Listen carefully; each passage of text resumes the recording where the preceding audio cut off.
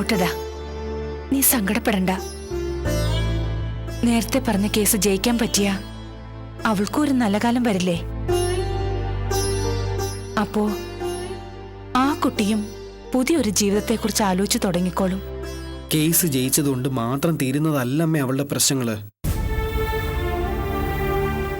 ഒന്നിനു പുറകെ ഒന്നായിട്ട് അവളെ അലട്ടുന്ന ഒരുപാട് കാര്യങ്ങളുണ്ട്. ഒക്കെ ഒതുക്കിയിട്ട് അവൾക്ക് നല്ലൊരു ജീവിതം അതുണ്ടാവുന്ന ഒരു ഉറപ്പുമില്ലമ്മേ. കാരണം അവൾ അങ്ങനെ ഒരു കുട്ടിയാ. എന്നും മറ്റുള്ളവർക്കായി ഒരുങ്ങി ഒരുങ്ങി ഇങ്ങനെ. അവൾ കൂടെയുള്ളപ്പോ നമുക്ക് ചുറ്റും ഒരു വെളിച്ചമുള്ളതുപോലെയാ. എന്തും ചെയ്യാൻ ഒരു പോസിറ്റീവ് ഫീലിംഗ് കിട്ടും. നീ ഒരാളെ ഇങ്ങനെ പുകഴ്ത്തി ഞാൻ കേട്ടിട്ടില്ല. ഇത് പുകഴ്ത്തലല്ലമ്മേ, സത്യവാത്.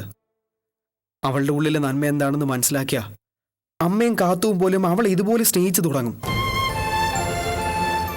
ഇത്രയും നല്ല മനസ്സുള്ളൊരു പെൺകുട്ടിയെ ദൈവം എന്തിനാ ഇങ്ങനെ പരീക്ഷിക്കുന്നെന്ന് മാത്രം എനിക്ക് മനസ്സിലാവാത്തത്. നല്ല മനസ്സ് അവൾക്ക് മാത്രമല്ലല്ലോ മോനെ, ദൈവം ആവശ്യത്തിന് നിന്നെ പരീക്ഷിക്കുന്നുണ്ടല്ലോ. അമ്മയ്ക്ക് നിന്നെ മനസ്സിലാവും. ഒരു പേടിയേ ഉള്ളൂ, എല്ലാം നിശ്ചയിച്ചുറപ്പിച്ചിട്ട് ഒടുക്കം ഈ കല്യാണം നടക്കാതെ പോയാ. അങ്ങനെ എന്തിനാ പേടിക്കുന്നേ? എനിക്ക് അവളോടുള്ള ഇഷ്ടം കൊണ്ട് ഞാൻ എന്തെങ്കിലും അവിവേകം കാണിക്കുന്ന പേടിയുണ്ടോ? ദേ ഇങ്ങോട്ട് നോക്കി, അങ്ങനെയൊന്നും ഉണ്ടാവില്ലമ്മേ. ഞാൻ അതിനൊക്കെ ശ്രമിച്ചാലും അവൾ അതിനൊന്നും സമ്മതിക്കില്ലെന്ന് രുക്കു ധൈര്യമായിട്ട് വിശ്വസിച്ചോളൂ. അതുകൊണ്ട് ഒരു പേടിയും കൂടാതെ എന്റെ രുക്കു സമാധാനത്തോടെ പോയി ഉറങ്ങിക്കോ. ഞാനല്ലേ പറയുന്നത്. രുക്കു, ധൈര്യമായിട്ട് പോയി കിടന്നുറങ്ങിക്കോ. ചെല്ലേ.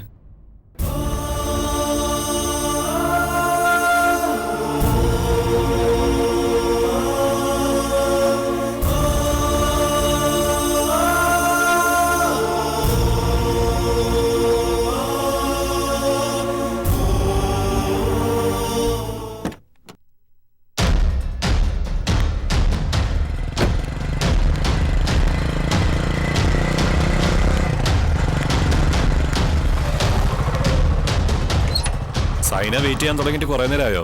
സോറി. സോറി ഒന്നും പറയേണ്ടതാൻ. ആവശ്യക്കാരി ഞാനായി പോയല്ലോ. അപ്പൊ ഇങ്ങനെ വഴിവക്കലോ കാട്ടിലോ ഒക്കെ കാത്തു നിന്നല്ലേ പറ്റൂ. അതെന്താ പെങ്ങളെ ആക്കിയൊരു പറച്ചില്? ഇവിടെ വന്നാ മതി ഇയാള് തന്നെയല്ലേ പറഞ്ഞത്? ഇവിടെ വെയിറ്റ് ചെയ്യാതെ സൈനക്ക് വീട്ടിലേക്ക് വരായിരുന്നല്ലോ. അയ്യോ, അത് വേണ്ടേ? വീട്ടിൽ ഒരു തവണ വന്നപ്പോഴുള്ള ആ ഗംഭീര സ്വീകരണം ഇപ്പോഴും മനസ്സിൽ നിന്ന് പോയിട്ടില്ല എന്റെ ജോസൂട്ടി. മുമ്പൊക്കെ എന്നെ കണ്ട പാത്തും പതുങ്ങി നിന്നിരുന്ന തന്റെ ഭാര്യയല്ലേ? എന്തായിരുന്നു അവളുടെ വക ഒരു പെർഫോമൻസ്? തള്ളയും മോളും കൂടി എന്റെ തല എടുത്തില്ലെന്നേ ഉള്ളൂ. അതുപോലൊരു പ്രകടനം ഇനി സഹിക്കണ്ടല്ലോ എന്ന് കരുതിയാ മീറ്റിംഗ് ഇവിടെയാക്കാന്ന് വെച്ചത്. ഇനി ഞാനും താനും തമ്മിൽ കണ്ട് സംസാരിച്ചു എന്നെങ്ങാനും പാപ്പിച്ചായനോ ഇച്ചായനോ അറിഞ്ഞാൽ പോലും കുഴപ്പമില്ല. ബൈ ചാൻസിലൊന്ന് കണ്ടു സംസാരിച്ചു. ബന്ധുക്കൾ തമ്മിലുള്ള ഒരു ലോഹ്യം പറച്ചിലായിട്ട് അവരും അങ്ങ് എടുത്തോളും. അതുകൊണ്ട് സേഫ് ഇതുപോലൊരു സ്ഥലം തന്നെയാ, അല്ലേടോ? അല്ല, സൈന എന്തിനാ കാണണമെന്ന് പറഞ്ഞത്? അതെന്താ ജോസൂട്ടി അങ്ങനെ ഒരു ചോദ്യം? എനിക്ക് തന്നോട് പറയാനുള്ളതും ചോദിക്കാനുള്ളതും ഒന്നും അറിയാത്ത പോലെ. ആ കുഞ്ഞെവിടെ? താൻ അതിനെ എന്നാ ചെയ്തു? കൊന്നോ അതോ? ആ ഡീല് നമ്മൾ സെറ്റിൽ ചെയ്തതാണല്ലോ സൈന. ഇനി ഇയാൾ എന്തിനാ അത് ചെയ്യാൻ നിൽക്കുന്നത്? ആ കുഞ്ഞിനെ ഇനി ഗൗരിക്ക് കിട്ടാൻ പോകുന്നില്ല. ഇയാൾക്ക് അത്ര അറിഞ്ഞാ പോരെ? പോരാ, അതിനെ താൻ എന്ത് ചെയ്തെന്ന് കൂടി എനിക്കറിയണം. അതിനോട് ചേർത്ത കണക്ക് പറഞ്ഞ് ഞാൻ കാശ് തന്നത്. എങ്കിൽ തന്ന കാശിന് വെടുപ്പായിട്ട് പണി നല്ലപോലെ ചെയ്തിട്ടുണ്ട്. ആ കുഞ്ഞിനെ ഇനി പുറലോകം കാണില്ല. ആ ഉറപ്പ് സൈനയ്ക്ക് തന്നാ പോരെ? ഇനി ഈ കാര്യം സംസാരിക്കാൻ വേണ്ടി നിങ്ങൾ ആരും എന്നെ കാണാൻ വരണമെന്നില്ല. പോട്ടെ. ഇയാള് പോവാൻ വരട്ടെ. ഇങ്ങനെ ഒരു ഒഴുക്കൻ മറുപടി കേട്ട് തൃപ്തിപ്പെടാനല്ല ഇയാളെ കാണാൻ ഞാൻ ഇവിടെ മെനക്കെട്ട് വന്നത്. പാപ്പിച്ചായനോ ഇച്ചായനോ അറിയാതെ ആ കുഞ്ഞിന് വേണ്ടി ഞാൻ ഇത്രയും കാശ് മുടക്കിയിട്ടുണ്ടെങ്കിൽ അതിന് പിന്നിൽ തക്കതായ എന്നതേലും കാരണം കാണുമെന്ന് ജോസൂട്ടിക്ക് ഊഹിച്ചൂടെ? അതുകൊണ്ട് അതിന് പുറം ലോകം കാണുകയല്ല. മാഡം ടെൻഷൻ അടിക്കണ്ട എന്നൊക്കെ എന്നെ പറഞ്ഞ് സുഖിപ്പിച്ചേച്ച് താൻ പോവാൻ നോക്കണ്ട. അതിനെ ഗൗരിയുടെ കയ്യിൽ നിന്ന് താൻ തട്ടിയെടുത്തത് മുതലുള്ള ഈച്ച് ആൻഡ് എവറി ഡീറ്റെയിൽസ് വള്ളി പുള്ളി വിടാതെ പറയണം താൻ എന്നോട്. അത് പറഞ്ഞേച്ച് താൻ പോയാ മതി. അതൊരുമാതിരി വിരട്ട് ലൈനായി പോയല്ലോ മാഡം. അങ്ങനെ വള്ളിപുള്ളി വിസ്തരിച്ച് പറയാൻ വേണ്ടി കൊച്ചു പോലീസോ CBI ഒന്നും അല്ലല്ലോ. ദേ വലിയ വലിയ ഏമാമാരുടെ മുന്നിൽ പോലും ജോസൂട്ടി പറയേണ്ട കാര്യങ്ങളെ പറഞ്ഞിട്ടുള്ളൂ. അതുകൊണ്ട് കൊച്ചു കൂടുതൽ ഭീഷണി നമ്പറൊന്നും ഇങ്ങോട്ട് എടുക്കല്ലേ. പൂക്കാടൻ സാറും ബെന്നി സാറിനോടുള്ള സ്നേഹം കൊണ്ടാ ഇയാള് പറഞ്ഞിട്ടും ഞാൻ ഈ പണി ഏറ്റെടുത്തത്. അതിന്റെ പേരിൽ എന്റെ മേത്ത് മെക്കിട്ട് കയറാനും ഭരിക്കാനും വന്നാലേ നമുക്ക് മുഷേണ്ടി വരും. പറഞ്ഞേക്കാം. തന്റെ പറച്ചിൽ കേട്ട തോന്നുമല്ലോ പൂക്കാടൻ സാറിനെ ഇച്ചായനെ ഓർത്ത് ഇയാൾ എനിക്ക് വേണ്ടി എന്തോ ഔദാര്യം ചെയ്തതാണെന്ന്. ദേ ചോദിക്കുന്ന കാശ് തന്നൊരു ജോലി ഏൽപ്പിച്ചിട്ടുണ്ടേല് അതിന്റെ ഡീറ്റെയിൽസ് അറിയാനുള്ള അവകാശം എനിക്കുണ്ട്. താൻ അതിനെ എന്ത് ചെയ്തു എന്ന് എന്നെ കൺവിൻസ് ചെയ്യാൻ വേണം. അത് ഞാൻ പറഞ്ഞു കഴിഞ്ഞല്ലോ മാഡം. ആ കൊച്ചിനെ ഓർത്ത് ഇയാൾ തല പുണ്ണാക്കണ്ട. അതിനുള്ളതൊക്കെ ഞാൻ ചെയ്തിട്ടുണ്ട്. എന്ന് വെച്ചാ താൻ അതിനെ കൊന്നു എന്ന് തന്നെയാണോ? എന്താ അതിനൊരു തെളിവ്? ഓ, എന്നാ പിന്നെ അതിനെ കൊല്ലുന്നത് മൊബൈലിൽ റെക്കോർഡ് ചെയ്തിട്ട് സമക്ഷത്ത് ഹാജരാക്കായിരുന്നല്ലോ. എന്നിട്ട് വേണല്ലോ അതിന്റെ പേരിൽ എന്റെ കഴുത്തിൽ കയറ് വീഴാൻ. അല്ല പിന്നെ എന്ത് റിസ്ക് എടുത്തിട്ടാ ഞങ്ങൾ ആ ഓപ്പറേഷൻ ചെയ്യുന്ന കൊച്ചിനറിയോ? അവൾ അവിടെ ഒറ്റയ്ക്കാ താമസിക്കുന്നത്. നിങ്ങളോട് ആരാ പറഞ്ഞേ? ആ വീടും പരിസരവും നിറയെ ആൾക്കാരാ. പിന്നെ അവളുടെ കൂടെ ഒരു കിഴവിത്തള്ള വേറെ. എല്ലാവരെ കണ്ണും വെട്ടിച്ച് അതിനവിടെ തീർക്കാൻ നോക്കിയിരുന്നെങ്കിലേ സംഗതി കൊളമായനെ. അതുകൊണ്ടാ കിട്ടിയ നേരത്തെ ആ കൊച്ചിനെ അവിടെ നിന്ന് കടത്തി കാര്യം സാധിച്ചത്. അതിന്റെ ഇടയിലല്ലേ തെളിവ് ഹാജരാക്കാൻ വേണ്ടി വീഡിയോ പിടിക്കുന്നത്. ഇങ്ങോട്ട് നോക്കിയേ. തന്ന കാശിന് പണി ഞാൻ വെടുപ്പായിട്ട് ചെയ്തിട്ടുണ്ട്. അതറിയാവുന്ന ഭാഷയിൽ നിങ്ങളെ ധരിപ്പിച്ചിട്ടുണ്ട്. വിശ്വസിക്കാൻ പറ്റുമെങ്കിൽ വിശ്വസിക്കേ. ഇതിനപ്പുറം എനിക്ക് നിങ്ങളെ ധരിപ്പിക്കാൻ പറ്റില്ല. ജോസുട്ടി, ഓക്കെ, താൻ പറഞ്ഞത് ഞാൻ വിശ്വസിക്കുക. ഇനി ഒരു കാര്യം കൂടി എനിക്ക് അറിഞ്ഞാൽ കൊള്ളാം. ഇനി എന്താ സംശയം? ഒരു തെളിവും അവശേഷിപ്പിച്ചിട്ടില്ല എന്നുള്ള ഉറപ്പല്ലേ? അതിന്റെ പേരിൽ പൂക്കാടൻ വീട്ടിൽ പോലീസുകാരെ ഇറങ്ങില്ലാന്ന് ഞാൻ വാക്ക് തരുന്നു. പോരെ? പോലീസിന്റെ ഭാഗത്ത് നിന്നും മാത്രമല്ല ജോസുകുട്ടി പ്രശ്നം ഉണ്ടാവാൻ സാധ്യത. അവളില്ലേ ആ ഗൗരി, കുഞ്ഞിന്റെ മിസ്സിങ്ങിന് പിന്നിൽ ഞങ്ങൾ ആരെങ്കിലും ആയിരിക്കുമെന്ന് അവൾ ഉറപ്പിച്ച് വിശ്വസിക്കുന്നുണ്ട്. അതുകൊണ്ടാണല്ലോ കുഞ്ഞ് മിസ്സായെന്ന് അറിഞ്ഞ ഉടൻ തന്നെ അവളെ അവിടേക്ക് കെട്ടിയെടുത്തത്. അത് ഞാൻ ഊഹിച്ചു. അവൾക്ക് നിങ്ങളെ മാത്രമല്ല എന്നെ ഉണ്ട് സംശയം. അതുകൊണ്ടാണല്ലോ അതിന്റെ പങ്കും അന്വേഷണം അവിടെയും വന്നത്. ബെന്നിച്ചായനും നീയും ഒരു കൈയാണെന്ന് എല്ലാവർക്കും അറിയാം.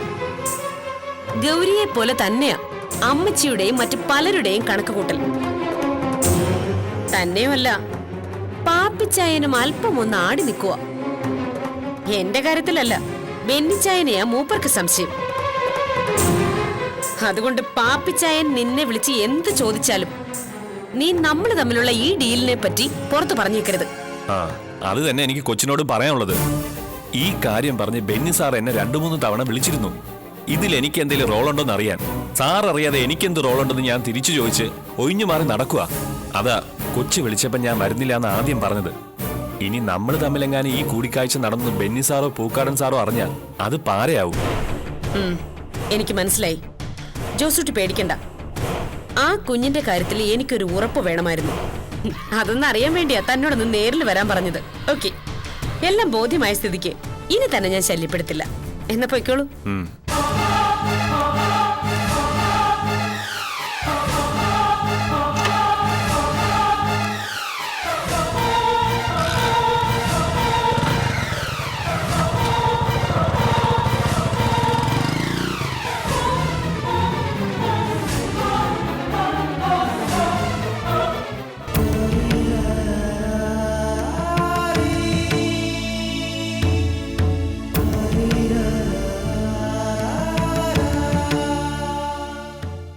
ഭാഗ്യക്കുറി,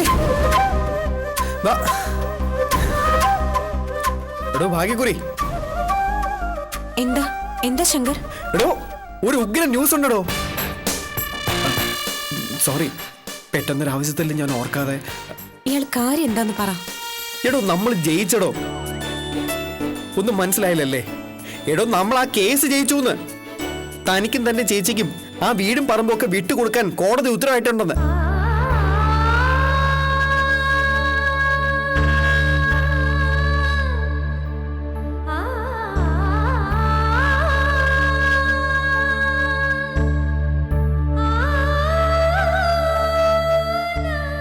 മേനോൻ സാറിന്റെ ശേഷിക്കുന്ന സ്വത്ത് വകകൾ വിറ്റ് കിട്ടുന്ന കാശ് കൊണ്ട് ബാങ്കിലെ ജെന്യുവൻ ആയിട്ടുള്ള ഡെപ്പോസിറ്റേഴ്സിനെ സെറ്റിൽ ചെയ്യാനും വിധിയായിട്ടുണ്ട്.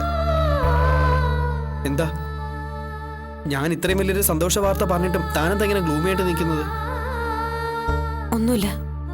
തന്റെ ആവേശം കണ്ടപ്പോൾ ഞാൻ കരുതി അമ്മാളുന്റെ കാര്യം എന്തെങ്കിലും അറിഞ്ഞു കാണുമെന്ന്. എന്റെ ഭാഗ്യക്കുറി, അമ്മാളുടെ കാര്യം ഞാൻ മറന്നിട്ടൊന്നുമില്ല. എന്നാലും ഇതൊരു സന്തോഷ വാർത്ത തന്നെയല്ലേടോ. ആ വക്കീലുണ്ടല്ലോ, ആളൊരു ബഹുമിടുക്കനാ. നിക്ഷേപകരുടെ വക്കീല് ആ വീടും പറമ്പും വിൽക്കാനുള്ള സകല അടവും പയറ്റി നോക്കി. പക്ഷെ നമ്മുടെ വക്കീല് അതിനങ്ങ് തകർത്ത് കളഞ്ഞു. ഒടുവിൽ ന്യായം നമ്മുടെ ഭാഗത്താണെന്ന് കോടതിക്ക് ബോധ്യപ്പെടുകയും ചെയ്തു. ആ പെരുമാളിനും പണിക്കർക്കും ആ വീടിന്റെ കാര്യത്തിൽ നിലവിൽ ഒരു അവകാശവും ഇല്ല. മാത്രമല്ല, ഈ കേസിന്റെ വിചാരണ സമയത്തൊന്നും അവർക്ക് വേണ്ടി ഒരാൾ പോലും കോടതിയിൽ ഹാജരായിട്ടുമില്ലായിരുന്നു. എന്ന് കരുതി സന്തോഷിക്കാൻ വരട്ടെ. സെഷൻസ് കോടതിയല്ലേ വിധി പ്രഖ്യാപിച്ചിരിക്കുന്നത്. പെരുമാളിനും പണിക്കർക്കും ഒക്കെ വിധിക്കെതിരെ ഹൈക്കോടതിയിൽ അപ്പീൽ പോവാലോ. അതിനി യാതൊരു ചാൻസും ഇല്ലെന്നാ വക്കീല് പറയുന്നത്. മാത്രമല്ല, അവർക്ക് അങ്ങനെ എന്തെങ്കിലും ഒബ്ജക്ഷൻ ഉണ്ടായിരുന്നെങ്കിൽ തന്നെ കോടതിയിൽ അവരത് വ്യക്തമാക്കണമായിരുന്നു. എന്നിട്ടും കോടതി അവർക്ക് റിവ്യൂ ഹർജി നൽകാൻ വേണ്ടി 1 മാസത്തെ സമയം അനുവദിച്ചിട്ടുണ്ട്. അനുവദിച്ച സമയത്തിനകം അവര് അതിന് തയ്യാറായില്ലെങ്കിൽ പിന്നെ ഒരു കോടതിയിലും പോയിട്ട് ഒരു കാര്യമില്ലെന്നാ വക്കീല് പറയുന്നത്. അവരെ പോലെ 2 താപ്പാനകൾക്ക് കോടതി അനുവദിച്ച ഈ 1 മാസം തന്നെ ധാരാളമാണ് ശങ്കർ. എടോ, അതിന് ഒരു സാധ്യതയില്ലെന്നാ നമ്മുടെ വക്കീല് പറയുന്നത്. ഈ പണിക്കരെന്ന് പറയുന്ന അവതാരം ഉണ്ടല്ലോ, ഓപ്പറേഷൻ കുബേരയിൽ പെട്ടിപ്പ കിടക്കുക. അതുപോലെ ഈ കേസും അറസ്റ്റുമൊക്കെ ഭയന്നേ ഈ പെരുമാളെന്ന് പറയുന്ന പഹയനുണ്ടല്ലോ, ഇവിടുത്തെ എല്ലാ ബിസിനസ്സും മതിയാക്കി തമിഴ്നാട് പിടിച്ചെന്നാ നമ്മുടെ വക്കീല് പറയുന്നത്. അങ്ങനെ എല്ലാം കൊണ്ടും നമുക്ക് അനുകൂലമായ സമയമാണോ ഇത്? എന്തനുകൂല സമയമാണെന്ന്? എന്തൊക്കെ മഹാഭാഗ്യം ഉണ്ടായെന്ന് പറഞ്ഞാലും അമ്മാളുനെ നമുക്ക് നഷ്ടപ്പെട്ടില്ല ശങ്കർ. അത് ഓർക്കുമ്പോൾ എനിക്കിതൊന്ന് സന്തോഷിക്കാനുള്ള കാര്യമായിട്ടേ തോന്നുന്നില്ല. എടോ, താൻ ഇങ്ങനെ അപ്സെറ്റ് ആകല്ലേ. ഇപ്പൊ ഒരിക്കലും തിരിച്ചു കിട്ടില്ലെന്ന് വിചാരിച്ച വീടും പറമ്പും ഒക്കെ തനിക്കിപ്പോ തിരിച്ചു കിട്ടിയില്ലേ? അതുപോലെ അമ്മാളുവിന്റെ കാര്യത്തിലും ഉടനെ ഒരു സർപ്രൈസ് ഉണ്ടാവുന്ന എന്റെ മനസ്സ് പറയുന്നത്. ഒക്കെ നടക്കൂടോ, താൻ ധൈര്യമായിട്ടിരിക്കെ.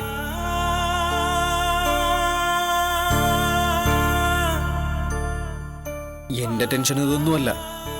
തന്റെ ചേച്ചി ഈ വിധിയോട് എങ്ങനെ പ്രതികരിക്കും എന്നുള്ളതാ. നിങ്ങൾ രണ്ടുപേരും ഒരുമിച്ച് തന്നെയാണെന്ന് കോടതിയെ ബോധ്യപ്പെടുത്തണമല്ലോ. അതിനി തന്റെ ചേച്ചി തടസ്സം എന്തെങ്കിലും പറയുന്ന എന്റെ പേടി. അല്ല, നോർമൽ കേസിൽ പുള്ളിക്കാരി എതിര് പറയാനുള്ള സാധ്യത ഒന്നും ഞാൻ കാണുന്നില്ല. ഒന്നുമില്ലേലും നല്ലൊരു ഓഹരി തന്റെ ചേച്ചിക്ക് വെറുതെ കിട്ടുന്നതല്ലേ. അപ്പൊ പിന്നെ ഈ കേസിൽ അവര് നിന്നേ പറ്റൂ. എനിക്ക് ഷെയർ ഒന്നും കിട്ടിയില്ലെങ്കിലും സാരമില്ല ശങ്കർ. അതെല്ലാം ചേച്ചി എടുത്തോട്ടെ. എന്നാലെങ്കിലും എന്നോടുള്ള ഈ വെറുപ്പും അകൽച്ചയും ഒന്ന് മാറിയാൽ മതിയായിരുന്നു. ദേ കൊച്ചേ, താൻ വെറുതെ പുണ്യാളത്തിൽ ചമയാൻ നിൽക്കല്ലേ. അങ്ങനെ തന്റെ ഷെയർ കൂടി അവർക്ക് കൊടുക്കാനല്ല കഷ്ടപ്പെട്ട് ഞാൻ ഈ കേസ് നടത്തിയത്. കണക്ക് പറഞ്ഞ അവർക്ക് കിട്ടുന്നതിനേക്കാൾ കൂടുതൽ ഷെയർ തനിക്കാ കിട്ടേണ്ടത്. അമ്മാളന്റെ കാര്യം നമ്മളല്ലേ നോക്കുന്നത്. എന്തെങ്കിലും ലാഭം കിട്ടുമെന്ന് കരുതിയിട്ടൊന്നും അല്ലല്ലോ ഞാൻ എന്റെ കുഞ്ഞിനെ വളർത്തിയത്. താൻ ഇനി എന്തൊക്കെ ന്യായം പറഞ്ഞാലും ശരി, കോടതി നിയമപ്രകാരം അനുവദിക്കുന്നത് പോലെ ആ സ്വത്തുവകകളെല്ലാം ഭാഗം വയ്ക്കൂ. അക്കാര്യത്തില് തന്റെ ഒരു ഇഷ്ടത്തിന് ഞാൻ സൈഡ് നിൽക്കില്ല, പറഞ്ഞേക്കാം.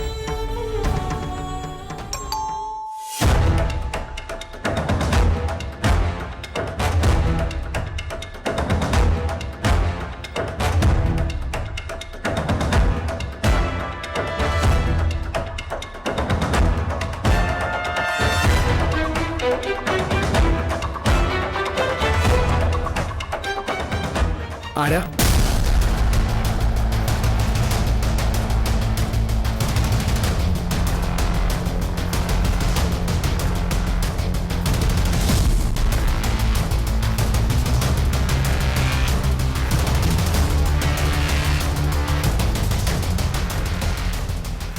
അയ്യോ, സണ്ണി സാറോ? സാറെന്താ ഇവിടെ? ഈ വഴി പോകേണ്ട ഒരു ആവശ്യം ഉണ്ടായിരുന്നു. അപ്പോഴാ ഗൗരി ഇവിടെയാണ് താമസിക്കുന്നതെന്ന് താനെന്ന് പറഞ്ഞത് ഓർമ്മ വന്നത്. എങ്കിൽ പിന്നെ ഒന്ന് കയറിയിട്ട് പോകാന്ന് കരുതി. ഗൗരിക്ക് എന്നെ മനസ്സിലായോ? എന്തായി ശങ്കർ, കുഞ്ഞെവിടെയാണെന്ന് വല്ല വിവരം കിട്ടിയോ? ഇല്ല സാർ, ഞങ്ങളെ കൊണ്ട് കഴിയാവുന്ന വിധത്തിലല്ല ഞങ്ങൾ അന്വേഷിക്കുന്നുണ്ട്. പിന്നെ ഞങ്ങളുടെ ബലമായ സംശയം സാറിന്റെ വീട്ടുകാർ തന്നെ ഇതിന്റെ പിന്നിലെന്നാ. അല്ലാതെ ഗൗരിയോടും കുഞ്ഞിനോടൊക്കെ വേറെ ആർക്ക് ശത്രുത തോന്നാനാണ് സാർ? എന്റെ സംശയവും ആ വഴിക്ക് തന്നെയാണ്. സൈനയോ ബെന്നിയോ അറിയാതെ ഇങ്ങനൊന്നും സംഭവിക്കില്ല എന്നൊരു തോന്നൽ. ഇതിനു മുൻപും സാറിന്റെ പെങ്ങൾ അങ്ങനെ ഒരു ശ്രമം നടത്തിയിട്ടുണ്ട്. അറിയാം ഗൗരി, ഒക്കെ അറിഞ്ഞുകൊണ്ട് തന്നെയാ ഞാനും അവിടെ കഴിയുന്നത്. ഈ മിസ്സിങ്ങിന് പിന്നിലും ഈ പറഞ്ഞ ആൾക്കാരൊക്കെ തന്നെ ആയിരിക്കുകയും ചെയ്യും. ആ, എന്തായാലും ഞാനും എൻ്റെ വഴിക്ക് അന്വേഷിക്കുന്നുണ്ട്. അല്ല, മോള് മിസ്സിംഗ് ആണെന്ന് കാണിച്ച് നിങ്ങൾക്ക് പോലീസിലൊരു കംപ്ലൈന്റ് കൊടുക്കാമായിരുന്നില്ലേ? അതിന് വേറെ ചില പ്രശ്നങ്ങളുണ്ട് സാർ. അത് ഞാൻ സാറിനോട് പിന്നീട് പറയാം. ഗായത്രി ഗൗരിയോട് മോശമായി പെരുമാറിയതുകൊണ്ട് മോളെന്നെ അന്യനായി കാണരുത്. എന്നാൽ കഴിയുന്ന എന്ത് സഹായവും നിങ്ങൾക്ക് വേണ്ടി ചെയ്യാൻ ഞാൻ തയ്യാറാണ്. ചേച്ചി എന്തു പറയുന്നു? മോളെ കാണാതായതിൽ സങ്കടമുണ്ടോ ചേച്ചിക്ക്? സങ്കടം ഉണ്ടോയെന്ന് ചോദിച്ചാൽ പുറമേ മറ്റുള്ളവരുടെ മുമ്പിൽ അവളത് പ്രകടിപ്പിക്കില്ലെന്ന് വേണം പറയാൻ. എന്തോ എനിക്കങ്ങനെയാ തോന്നുന്നത്. ഗൗരി ഒന്നും ഓർത്ത് സങ്കടപ്പെടണ്ട. നിങ്ങൾ ചേച്ചിയും അനിയത്തിയും വീണ്ടും ഒന്നിക്കുന്നത് കാണാൻ ആഗ്രഹിക്കുന്ന ഒരാളാണ് ഞാൻ. ഈ ജന്മം അങ്ങനൊന്നും ഉണ്ടാവുമോ സർ? എനിക്ക് അങ്ങനൊരു പ്രതീക്ഷ ഇപ്പൊ ഇല്ല. എന്റെ ചേച്ചി ഇപ്പൊ അത്രയേറെ വെറുക്കുന്നുണ്ടെന്നെ. ഏയ്, അങ്ങനൊന്നും മോള് കരുതണ്ട. ഗായത്രി ബോധപൂർവം കാണിക്കുന്ന വെറുപ്പോ ഇഷ്ടക്കേടോ ഒന്നുമല്ല ഇത്.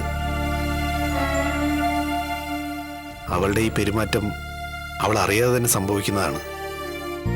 അതൊക്കെ നമുക്ക് മാറ്റിയെടുക്കാവുന്നതേ ഉള്ളെന്നേ. ഗൗരി സമാധാനിക്ക്. നമ്മളൊക്കെ ആഗ്രഹിക്കുന്നത് പോലെ ഗായത്രി പഴയതുപോലെ ഗൗരിയെ സ്നേഹിച്ചു തുടങ്ങാൻ ഗായത്രിയുടെ മോള് തന്നെ ഒരു കാരണമാകണം. ചിലപ്പോ അതിനുള്ളൊരു നിയോഗമായേക്കാം ഈ മിസ്സിംഗ്. ഇനി നമ്മുടെ മുമ്പിൽ ആകെയുള്ളൊരു മാർഗം എത്രയും പെട്ടെന്ന് ആ കുഞ്ഞിനെ കണ്ടെത്തുക എന്നുള്ളതാണ്. അതിനുവേണ്ടി എന്ത് സഹായവും എന്നിൽ നിന്നും എപ്പോഴും നിങ്ങൾക്ക് പ്രതീക്ഷിക്കാം. ആ കുടുംബത്ത് സാറിനെങ്കിൽ ഇങ്ങനെ ഒരു നല്ല മനസ്സുണ്ടായത് ഞങ്ങളുടെ ഭാഗ്യമാ. എനിക്ക് മാത്രമല്ല ശങ്കർ, എല്ലാവർക്കും നന്മയുണ്ടാകണമെന്ന് ആഗ്രഹിക്കുന്ന മറ്റു ചിലർ കൂടി ആ കുടുംബത്തിലുണ്ട്. എൻ്റെ അന്നമ്മച്ചിയും സൂസമ്മയും ഒക്കെ ആ കൂട്ടത്തിലുള്ളവരാ. അവരുടെയൊക്കെ നന്മ എൻ്റെ അപ്പച്ചൻ്റെയും കൂടപ്പറപ്പുകളുടെയും പ്രവൃത്തികളിൽ മുങ്ങിപ്പോകുന്നേ ഉള്ളൂ. കുഞ്ഞിനെപ്പറ്റി എന്തെങ്കിലും വിവരം കിട്ടിയാൽ ഞാൻ ഇയാളെ അറിയിക്കാം. മോള് ധൈര്യമായിട്ടിരിക്കെ. എല്ലാം നമ്മൾ പ്രതീക്ഷിക്കുന്നത് പോലെയൊക്കെ വരും. ഞാൻ ഇറങ്ങട്ടെ. അല്ല സാറിനി എങ്ങോട്ടാ? ഞാനും ഇറങ്ങാൻ തുടങ്ങായിരുന്നു. ഞാൻ ഡ്രോപ്പ് ചെയ്യാം. യോ, അതൊന്നും വേണ്ടോ. നമ്മൾ ഒരുമിച്ച് പോകുന്നതൊക്കെ ബെന്നിയോ സൈനയോ കണ്ടു കഴിഞ്ഞാൽ അതൊക്കെ പിന്നെ പ്രശ്നമാവും. എന്തിനാ വെറുതെ? എങ്ങനെ സാറേ? ആരും അറിയാൻ പോകുന്നില്ല. എൻ്റെ കയ്യിൽ ഹെൽമെറ്റ് ഉണ്ട്. ഈ സാധനം കൊണ്ട് അങ്ങനെയും ചില പ്രയോജനങ്ങളുണ്ടല്ലോ. സാറ് വാ, ഞാൻ ഡ്രോപ്പ് ചെയ്യാം. എന്നാ ഞങ്ങൾ ഇറങ്ങട്ടെ. പോട്ടെ മോളെ. വാ.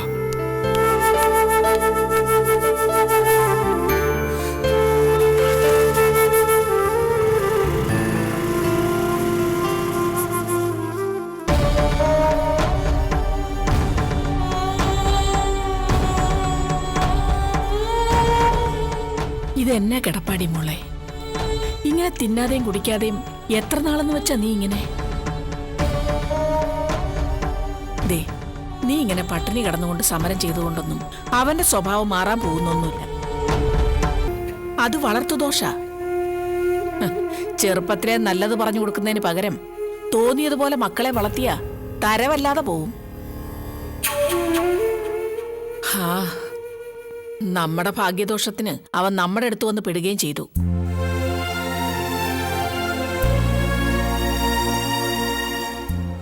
അവന്റെ തരവും ഇടവും ഒക്കെ മനസ്സിലാക്കി വന്നപ്പോഴേ ഞാനും അപ്പച്ചനും നിന്നോടാവുന്നതും പറഞ്ഞല്ലേ നമുക്കിത് വേണ്ടാന്ന് വെക്കാന്ന്. അന്ന് നീ അത് കേട്ടില്ലല്ലോ. അവനെ മാറ്റിയെടുത്തോളാന്ന് നിനക്ക് വലിയ വിശ്വാസമായിരുന്നല്ലോ. എന്നിട്ടെന്തായി? ഒടുവിൽ ഒഴിവാക്കാൻ പറ്റാത്ത അവസ്ഥയായില്ലേ? ഇനി ഇപ്പൊ ഇങ്ങനെ കരഞ്ഞിട്ടും പറഞ്ഞിട്ടും എന്നാത്തിനാ? ദേ, ഇനി പട്ടിണി കിടന്ന് വയറ്റി കുരുത്തതിനും കൂടി കുഴപ്പമുണ്ടാക്കി വെക്കാതെ ഇങ്ങോട്ട് എഴുന്നേറ്റ് വന്ന് വല്ലതും കഴിക്കടി പെണ്ണേ. എനിക്കിപ്പോ വേണ്ട അമ്മച്ചി, കുറച്ച് കഴിയട്ടെ.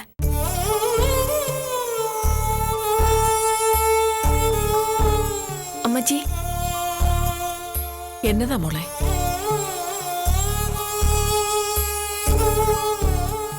നിന്റെ മനസ്സിൽ എന്നതാണേലും ദേ അത് ഈ അമ്മച്ചിയോട് നീ തുറന്നു പറ മോളെ. ഞാനൊരു കാര്യം പറഞ്ഞ അമ്മച്ചി അപ്പച്ചനെ വിഷമിക്കരുത്. എന്നതാ മോളെ?